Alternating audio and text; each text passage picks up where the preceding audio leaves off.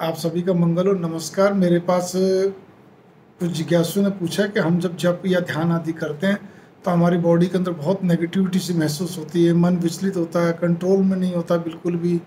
भारीपन सिर में हो जाता है, आंखों में भारीपन हो जाता है, दर्द होने लगता है बॉडी के अंदर, शरीर में कंपन पैदा होती है, किसी की पिंडी कांपती है तो किसी कमर में दर्द वगैरह वगैरह,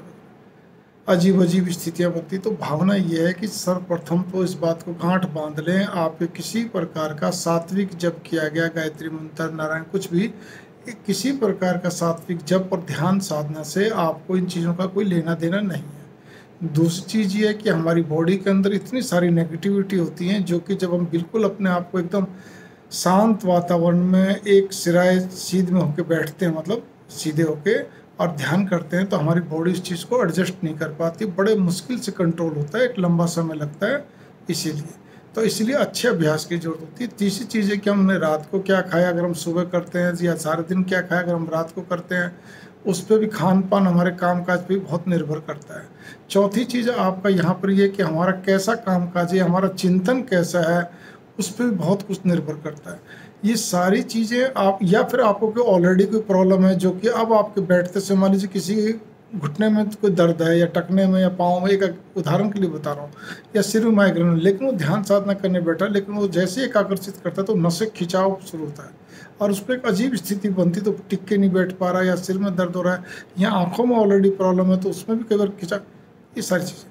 उसके अलावा फिर क्या रहता है, कई बार हम बहुत तेज़ी से साधक बनने के चक्कर के अंदर हम लोग कुछ ऐसी मुद्राओं का प्रयोग शुरू करते हैं, बस पढ़ पढ़ के। इसलिए पढ़ के कुछ नहीं करना चाहिए, किसी अच्छे विद्वान साधक से भी समझना चाहिए, गाइडेंस की बहुत ज़रूरत है। तो जैसे आपकी क्या कहते हैं, अगोचरी मुद्रा है, सामूहिक मुद्रा है, या और कोई मुद्रा या और कोई क्रिया हम करते हैं जो कि बजाय आपको लाभ देने के आपको कहीं ना कहीं नुकसान ही दे जाएगी, और उससे आंखों में बहुत तेज़ दर्द शुरू हो जाएगा, सिर में भारीपन भयंकर हो जाएगा, और जिसके कारण से आप तकलीफ में आ जाएंगे, और भी ऐसे बहुत सारी चीज़ें। इसीलिए मैं क्या कहने जा रहा हूँ आपको, जो साधक है उनको अगर इस तरह वाली चीज़ों में चलना है